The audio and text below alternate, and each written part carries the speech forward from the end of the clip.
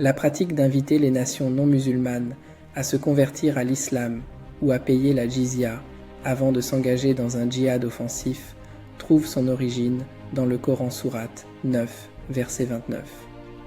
Combattez ceux qui ne croient ni en Dieu, ni au jour dernier, qui n'interdisent pas ce que Dieu et son messager ont interdit et qui ne professent pas la religion de la vérité, parmi ceux qui ont reçu le livre, jusqu'à ce qu'ils versent la capitation par leurs propres mains, après s'être humiliés.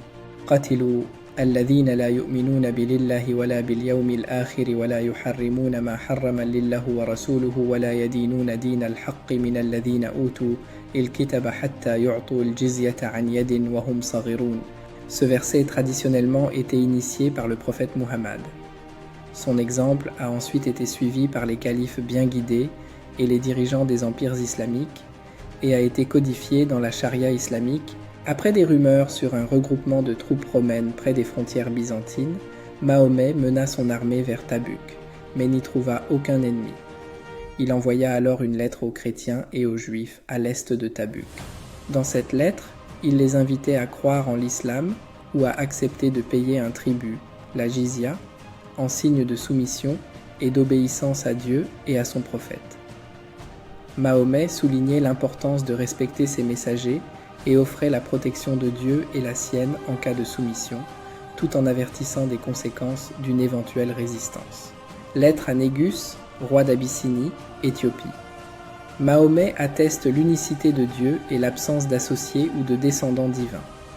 Il invite Négus à embrasser l'islam pour sa propre sécurité et celle de son peuple. Il avertit que le rejet de cette invitation entraînera la responsabilité des maux des chrétiens d'Abyssinie. Lettre à Muqawqas, vice-gérant d'Égypte. L'invitation est faite d'accepter l'islam pour assurer la sécurité personnelle et celle des Coptes d'Égypte. En cas de refus, Muqawqas portera le poids des péchés de son peuple. Lettre à Chosroès, empereur de Perse. Mahomet se présente comme le messager envoyé à toute l'humanité. Il invite Chosroès à reconnaître l'islam et à éviter les conséquences de refuser le message divin. La lettre met en garde contre la responsabilité des péchés des Zoroastriens de Perse en cas de non-acceptation. Lettre à Aouda bin Ali, gouverneur de Yamama. Mahomet prédit que sa religion prévaudra. Il promet que Aouda pourra conserver son territoire s'il accepte l'islam. Lettre à Harith bin Abi Shamir al-Ghassani, roi de Damas.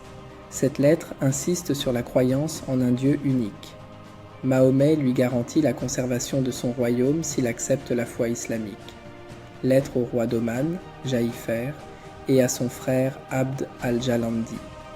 Les deux frères sont invités à se convertir à l'islam. Ils sont prévenus que le refus pourrait entraîner la perte de leurs terres et de leur pouvoir. Yazdgird répond par une défense vigoureuse de la religion et de la culture perse. Il critique les Arabes pour leur manque de civilisation et les accuse de barbarie, insistant sur le fait que les Perses pratiquent déjà un monothéisme avec une histoire de moralité et de culture bien établie.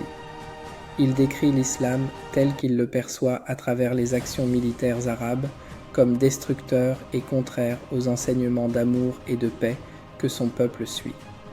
Yazdgird rejette l'invitation à convertir, considérant l'islam et ses pratiquants comme inférieurs à la civilisation perse.